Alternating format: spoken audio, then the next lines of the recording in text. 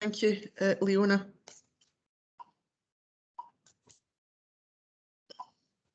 That's your recording now, Chair. Thank you very much, Leona. Can I welcome everybody along to the Audit Scrutiny Committee, and from external audit, Lisa Yule and Emma Rose Drummond, and from the council we have, as far as I can see, anyway, Jill Derbyshire and Phil Dawes, John Burke, Margaret McCrossan and Linda Hutchison. I think that's everything. Leona. Alison is the most important one, is keeping us right. Can I the report for absences? Yes, Chair, we've got apologies from Councillor McLean. Thank you. Right, thanks, and welcome, Angela. I see you're just on. Any declarations of interest? Sorry, I'm late. That's okay. No declarations of interest. We'll move on to Chair's report, which is even better, which we don't have one this time. So we move straight on to item 4, the Audit and Scrutiny Committee's investigation on income generation and commercialisation. I think that is Jill that's going to speak to that one. Thank you. Good afternoon. Thank you very much. The report in front of you provides a short update on the implementation of the recommendations accepted by the Cabinet arising from the Audit and Scrutiny's investigation on income generation and commercialisation. As you will recall, on the 5th December 2019, the Cabinet considered this investigation, which had been progressed during July and October that year with the support of the former Scrutiny and Valuation Officer. In total, the committee made 12 recommendations to the Cabinet, and in December 2019, the Cabinet agreed to support the recommendations in principle and that a response to the committee's report be submitted in the following 6 months. In November 2020, the Audit Committee noted the response approved by the Cabinet, including the extent to which the recommendations had been accepted. Given the time which had elapsed since these recommendations were initially proposed and the significant impact and challenges of COVID-19, a brief update on work undertaken to date is included where available in Appendix 1 of this report. Amongst the updates, you'll see that under Recommendation 7, which was to further develop links between schools, the business community and other partners to create further opportunities for young persons in relation to training, assistance with technology and other benefits, there is reference to 97.2% of 16 to 19-year-olds participating in education, employment or training. I can confirm that of the 5,206 individuals, 97.2% equates to 5,060 individuals within East Renfrewshire. This review area has the potential to generate new income streams, which may assist the Council in several areas: financial planning, demonstrating financial responsibility to our community, delivering best value, sustaining or improving local services, and developing stronger links with businesses and organisations. All 12 of the recommendations within the Audit and Scrutiny Committee report of the 21st of November 2019 were agreed by directors. Despite the challenges of dealing with COVID-19 pandemic, work has started in many of these areas with future work planned in due course. And I'd like to recommend that the Audit and Scrutiny Committee notes the progress made to date by departments in relation to implementing the recommendations. Happy to provide any further information. Thank you. Thanks, Jill. I would also like to pass on my thanks to Charlie Lelou, who did a lot of the work on this one. And you can pass on when you see him. The first questions come from Barbara. Thank you, Chairman. If I could, first of all, refer you to page 10, and Jill's just mentioned about the young people participating. Have I got this right, Jill? You said 5,060 young people. They took part in this project. Have I got that information correct? As I understand, the total number of people was 5,000. Excuse me, 5,206 individuals. Oh, 206. Sorry, 5,000. The 97.2% is 5,060. And so do we have a kind of follow up on all of that from these people? If you get my drift, they took part in it, but I mean, what did they get out of it? you know, what was positive about that participation? That's what I'm asking. As I understand it, the 97.2% relates to young people in employment, education or training at that point. East Renfrewshire has a very high percentage compared to other local authorities in this area. I can provide you further details from the Education Department if you would like, Councillor Grant. Well, it would be interesting to know from the people that took part what positive experience they were able to take from that. Okay, Jill, if I could just go on to another couple of points that I've earmarked here on recommendation 8, just some clarification. If you could tell me, do we get money from the Scottish administration for the extra hours that we're going to have to come up with for the free early learning? So do we get money from Edinburgh for this, or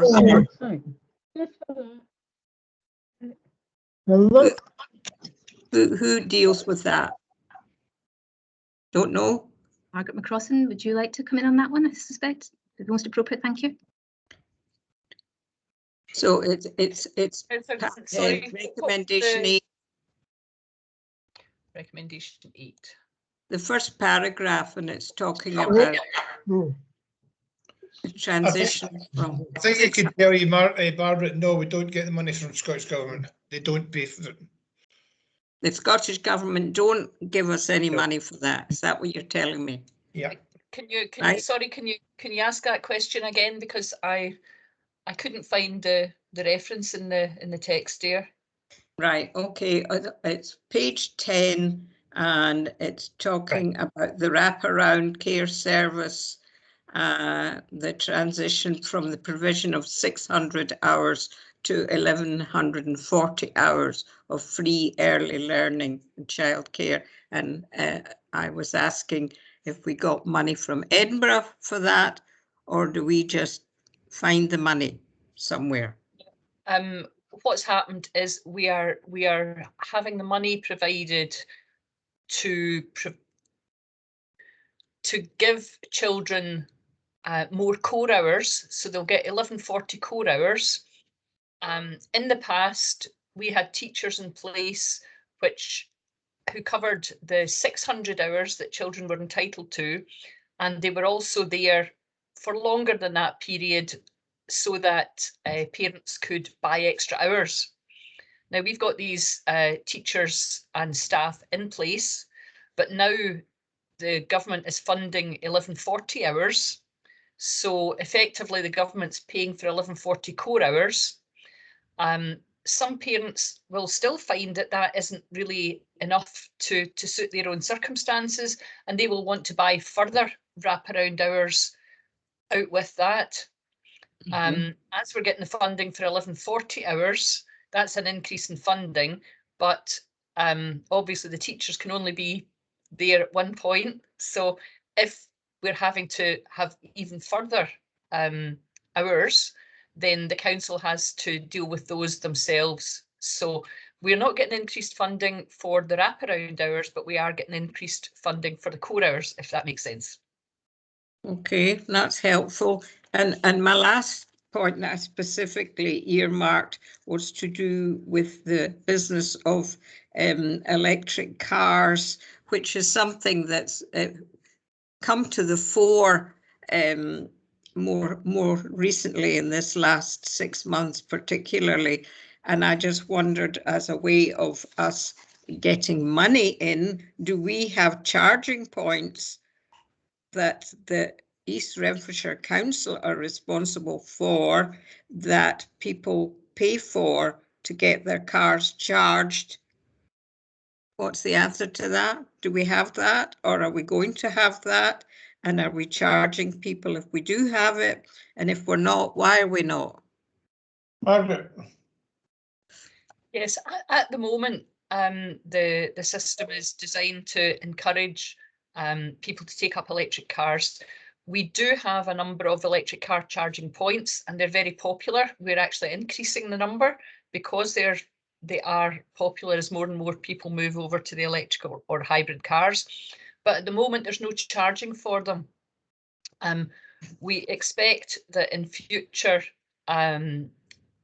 people will be allowed to charge for them. Now, that may be public sector, it may be private sector, as these cars are bought by more people. But at the moment, we only have a small number of points and there's not a charging in place for them. But as I say, I think that's something that will be opened up as a possibility, both for public and private sector in future.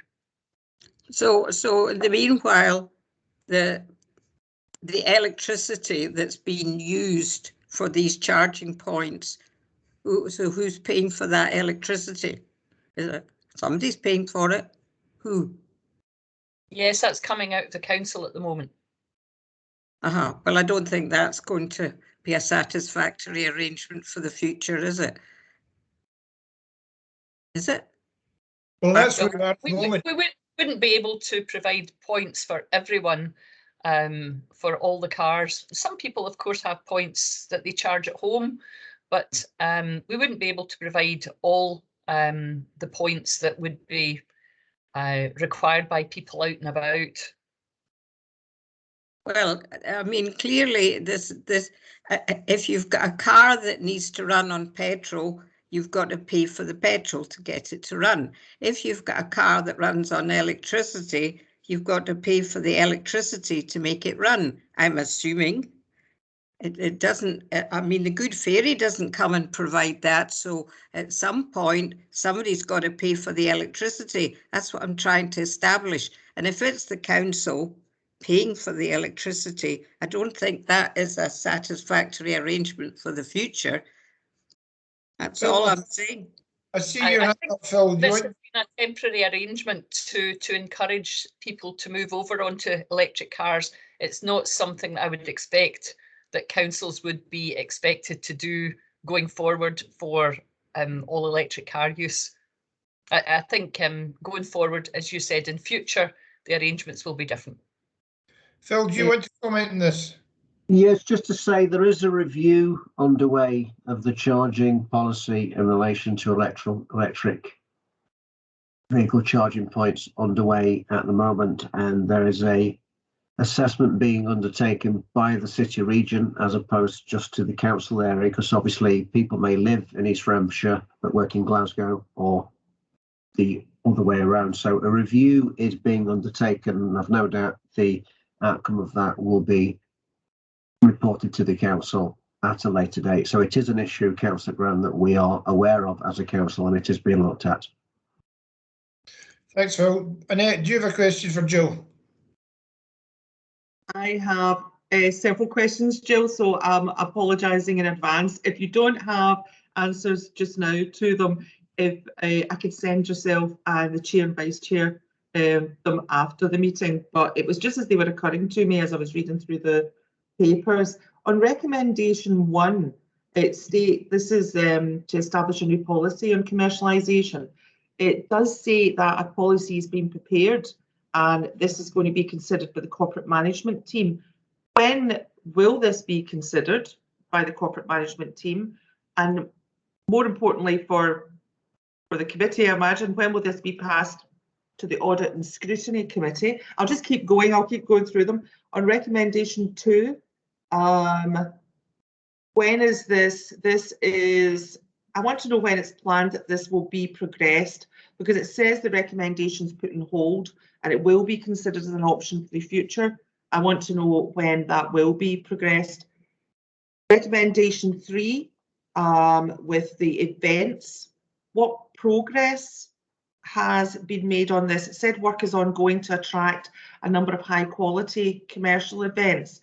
So what progress has been made on this? And can you confirm whether Playground Festival is confirmed for this year, 2022? And when will progress be reported to the Audit Committee? There might be a catch-all answer with that there might be another report coming at some point in a few of these. Recommendation 4, I note that the revised timeline is in place, but again, what progress has been made on the new digital system to be put in place, and what still requires to be completed, because I see that, again, COVID-19 has delayed a lot of these, but I would like to know when we can expect this to be done. I'm just moving down them, Chair, if you bear with me. My computer's decided to play up. With regards to the procurement and using the small company, I was really pleased to note that we actually are doing really well by the figures that you've given here about encouraging small local businesses to get involved in the procurement process, but also note that the Federation of Small Businesses is still quite worried about how much this is happening. But I would like to know what progress has been made in the to build on this local procurement with the small businesses and develop out some more community wealth building. And again, repeating myself, but when can the committee expect further details? Barbara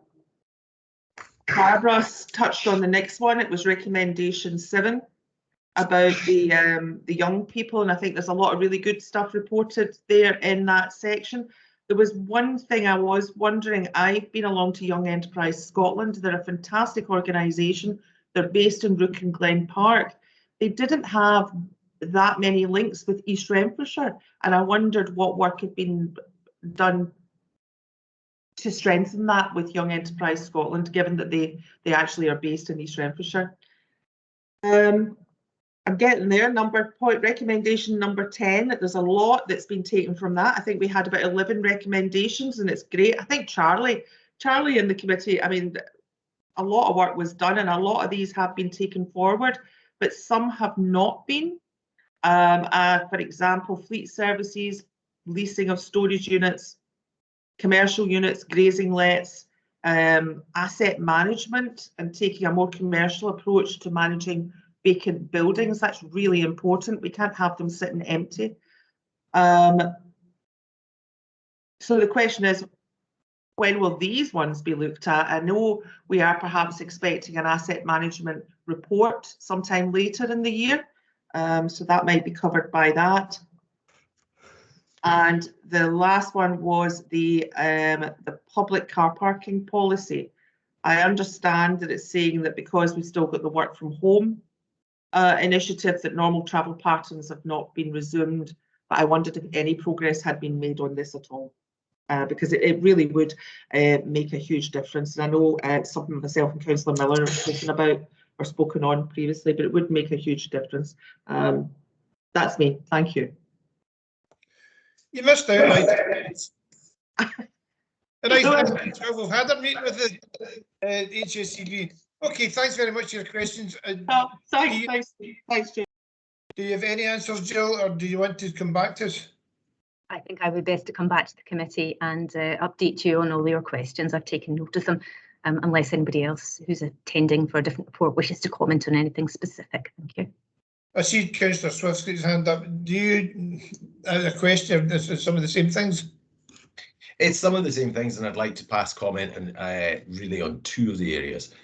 In relation to the electric car charging, I think as many of us will know, that if you want to go and charge an electric car at a service station on the motorway, you will pay for it. There are plenty of commercial ventures that have fast charging stations, and you pay for it.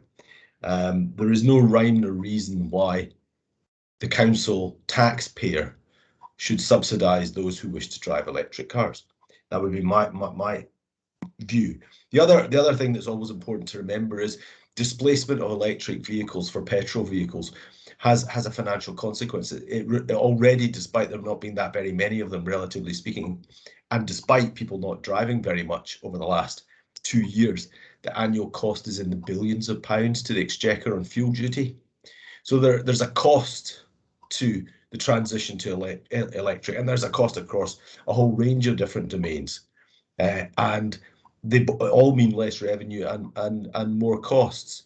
And I think as a council, We should be trying to influence, if I can make any comment to Phil, we should be trying to influence this group that are reviewing this, that if we are to be involved in this particular sector, and I understood it was Scottish Government money that paid for it, for these charging points, so I don't have any qualms with the paying for the charging and or the installation of the charging points, but I do have a problem with us subsidising these charging points. Whether it's a good thing to do or not, that's got no point. It's just, I'm not sure it's the business we need to be in. And whilst we're on the subject of not being the business that I think we ought not to be in as a council, it's going back to some of the points that Councillor Ireland made about commercial property. And if you look at some of the English councils, it looks really good. A wee while ago, I have to say, I did think about this and thought, gosh, that's a business we should be getting into, until commercial property crashed and the demise of the high street. You know, and should we be in commercial property? I'm not saying we should sell up now, but it's something we need to consider as a council. It's a potentially what looked like a low risk area, but we should stick to the areas as you know, with any, we ask people or demand people pay their council tax, and the more we widen the spread of what we do, we encroach in areas where we have questionable competence, and you know, there is no real legitimacy for us to be in areas where it's taken care of more effectively, and other people are risking their money should they choose to do so. That's up to them, but you know, it's a personal choice as to how we invest our money.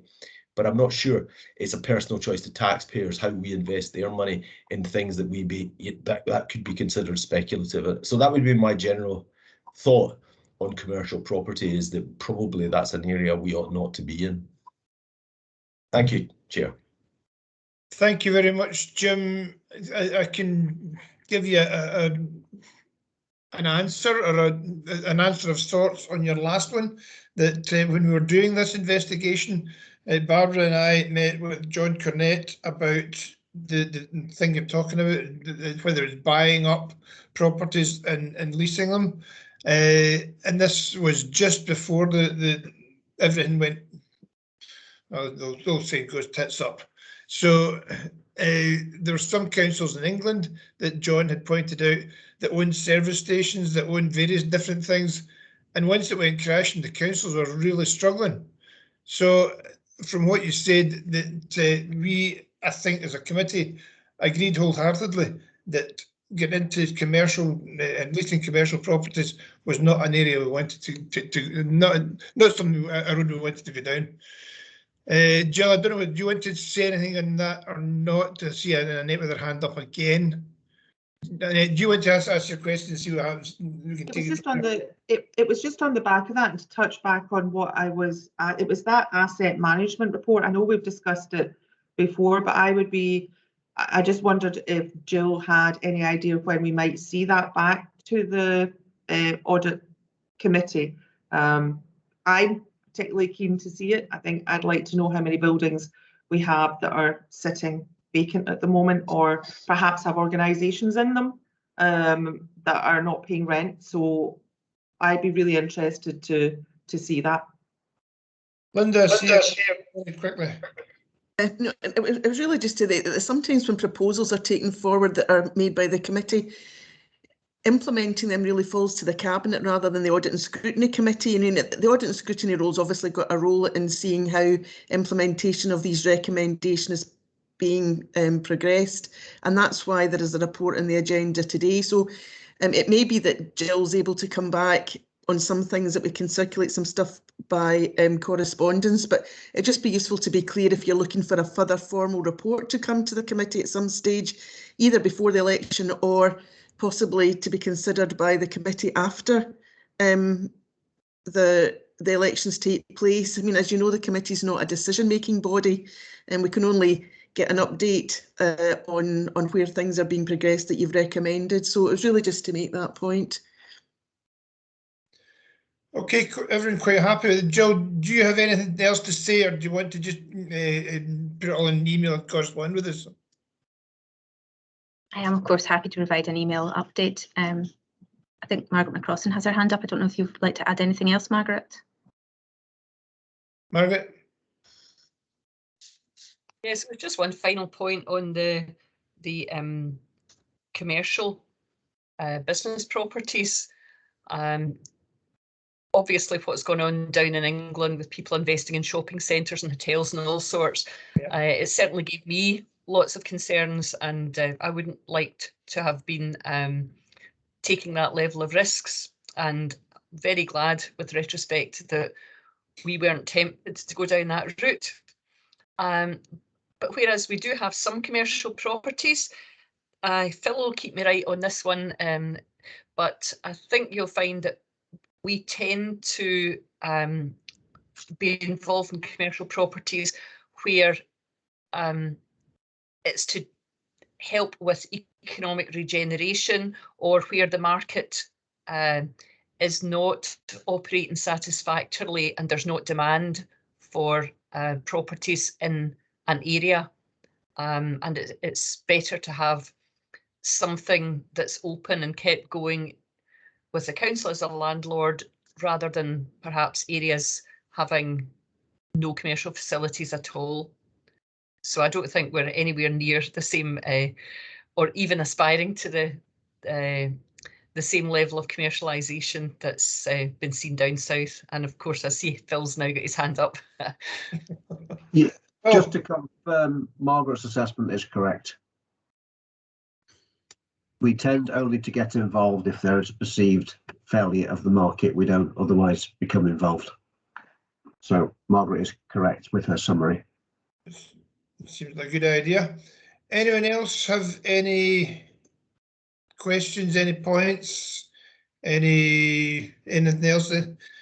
So, Chairman, if I could just maybe pick up on our news centre up at the Greenlaw roundabout was actually hardly opened when we got into lockdown, and so the actual facility that we had built there, which is an excellent facility, was hardly in a position to get to first base because of the lockdown. So maybe from here on in, that particular facility might in fact generate some income for us. But I think that the timing of our opening there was just unfortunate. It was just a difficult time, difficult for everybody, but particularly when it was a new venture, really. Phil, you want to add to that? See your hand still up, or is it just historical? Yep. Sorry, old hand. No bother, I don't see anybody else's hands up. So can we note the report and kind of move on to the next one, which is the one on climate change? The investigation climate change update is, I think this is Phil. It is, that's correct, thank you. I'll just kick off by reminding you of the timeline, which is detailed in the background paper. The committee on the 21st of November 2009 approved the scope and timeline for an investigation into climate change. The final draft report was considered by the Audit and Scrutiny Committee on the 12th of March 2020. The report was then considered by the Cabinet in August 2020. There had been a delay as a result of the COVID pandemic. And at the time, it was a Cabinet agreed that a response should be prepared. So this paper fulfills that requirement. There are 24 recommendations that the initial Audit and Scrutiny report made, and this report goes through each of them in turn. As such, the report is quite long. I don't intend to go through each of the 24 recommendations, and I can take any specific questions that you may have. But just to pick out some highlights, we recruited a climate change officer in August 2020, an individual called Sam Ebbett, who many of you may have met as a result of the Wee Woods tree planting exercise that took place before Christmas. We undertook a series of what does good look like workshops around 7 key themes in which the council is involved: planning, transportation, waste, fleet, housing, estates and procurement. And that looked at how these services operate at the moment, how they would need to operate in the future in order to achieve Get to Zero, and what changes would need to be required to be implemented. We developed a Get to Zero strategy alongside an ambition statement and a high-level action plan, which was approved by Cabinet on the 25th of November 2021. We have established a senior officers working group with a number of heads of service from neighbourhood services, planning, myself, procurement, education, etc. And that had its first meeting in September of last year. A report on the Council's own carbon emissions will be submitted to Cabinet on the 27th of January 2022.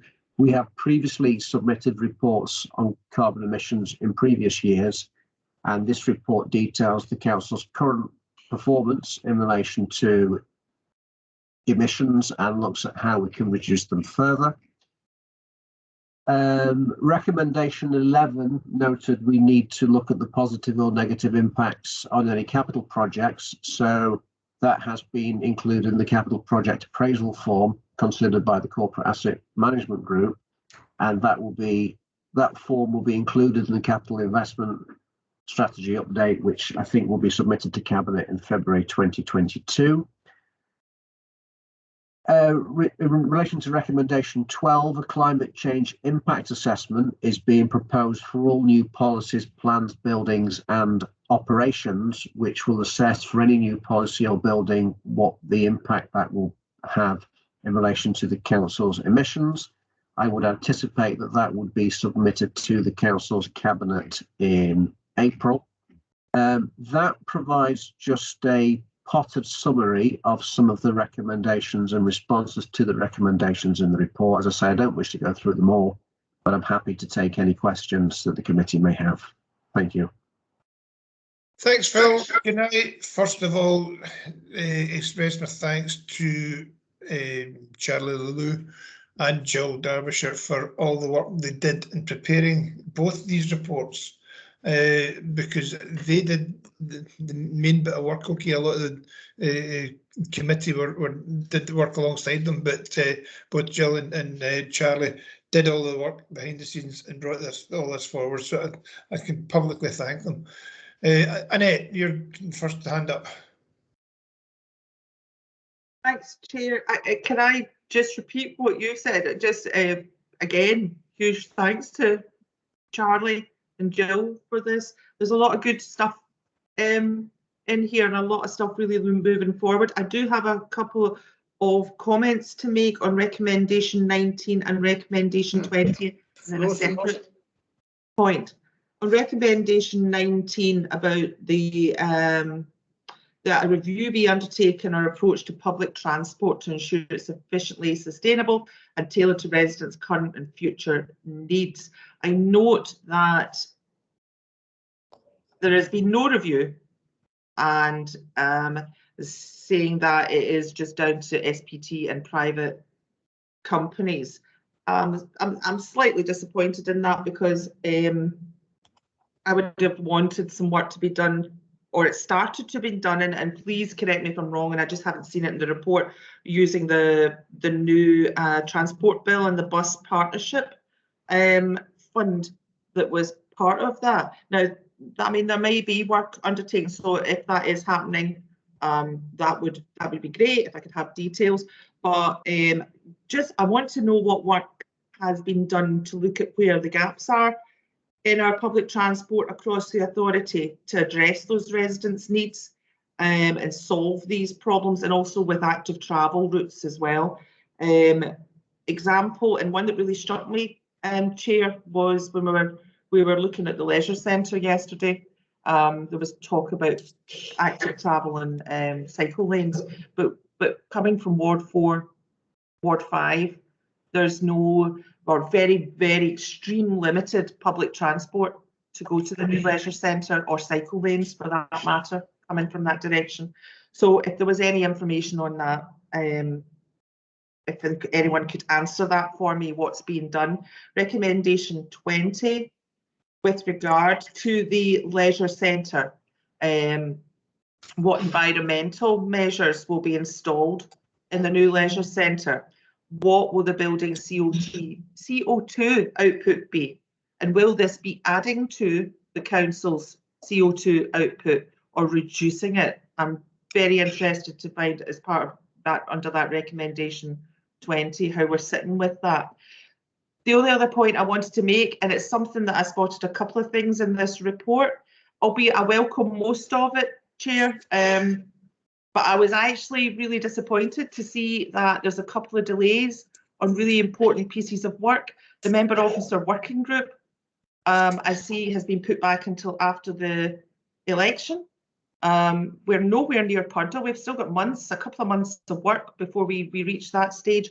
And also the public partnership group has been delayed as well. So nothing will be done on these until after the May election. I just feel that we're in a bit of a climate emergency. So why are we not just moving these things on? So if there's any answer to that, that was me. Thank you.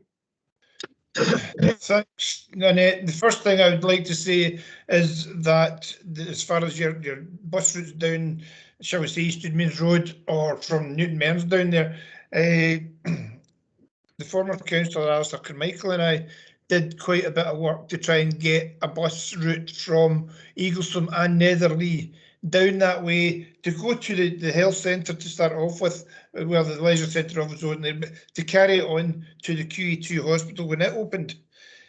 I think it was a 374, 376 buses. The council agreed to help fund that way back then, but it was under a 6-month further, shall we say, to see if folk are going to use it. And unfortunately, folk didn't use it, and First Bus withdrew and the council withdrew the funding. First Bus withdrew the service. Phil, can you answer any further in expressions? Okay, in relation to the first question about public transport, I will speak to my colleagues in the road service and provide a more comprehensive answer, and I will respond to you and provide that. And also in relation to the carbon dioxide or equivalent outputs of the current leisure facilities vis-a-vis the proposed leisure facilities, again, I will obtain that information and provide it to you. In relation to the delays in relation to both the member officer working group and the public engagement forums, it has been expressed to me previously a desire to accelerate and bring those forward, or rather not delay them. So I am looking into that at the moment and looking at the possibility of arranging something sooner so there isn't a delay and then it won't be delayed until after May. And I'm just exploring the practicalities and implications of that. But I do recognise that there is a desire that both the member officer working group and the public engagement panels take place sooner rather than later. And I'm looking, as I say, I'm looking at the implications and practicalities of bringing that forward. So hopefully that will give you some reassurance. Thanks a lot, Phil. I'm quite glad of that. I think the main area that both Annette and I are really bothered with as far as transport links are concerned is the youngsters having to walk from Netherley or up to Williams School. We've tried and Councillor MacDonald has joined us as well to try and get some kind of public transport up there. First Bus just are not playing the game at all. Annette, your hand's still up. No, that was historical. Thanks. Okay. Anyone else has any questions or points they'd like to put to this one at all? I don't see any hands up there, so can we note this report? And again, thanks, Jill and Phil. A bit of rhyming there, actually, but I'm no poet. However, we'll move on to the next item, item 6, the impact on code and councils. Linda, you speak to that, or anyone speak to that?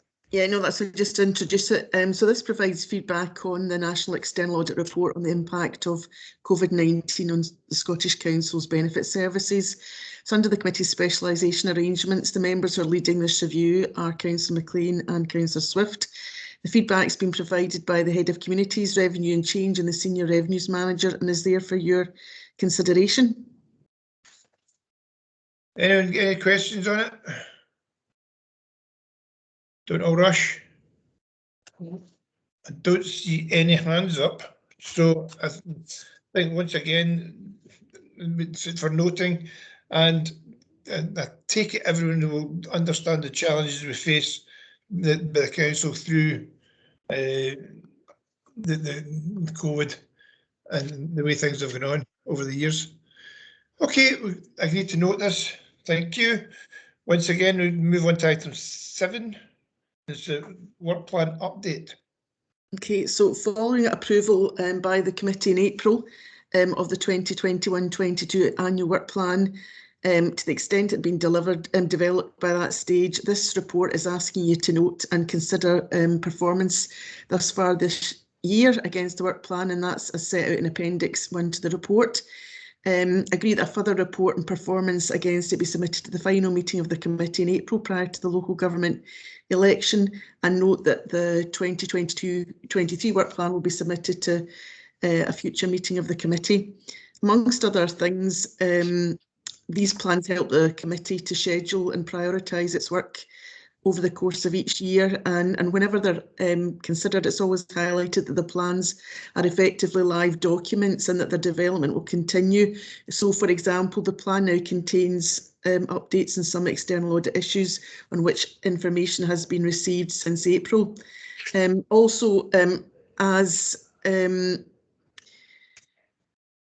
the April meeting will be the last meeting prior to the local government elections, and there'll be a new membership for the committee following that. It now includes reference to what is going to be expected at the last meeting in April, and arguably it would have been useful to include that in the plan, I think, when it was put forward in last year. So that's now included, just to bridge that gap between the new plan being considered by the new committee, but there did a bit of a gap between the two plans. Just asking if there's any issues you want to raise regarding the report, and otherwise I'd ask you to approve the recommendations. Any questions? Any comments? Nothing at all? Okay. You go flightly, Linda. Right, that's us all over it once again. And can I thank everybody for coming on? And I think there's a wee informal meeting shortly afterwards. So please, councillors and the officers that are meant to be here, please don't leave. Other than that, thank you very much to everybody. Thank you. Thank you. Cheers, Chair. Thank you. Don't run away, Jim. Leona, can you just confirm when the recording is going? Gone.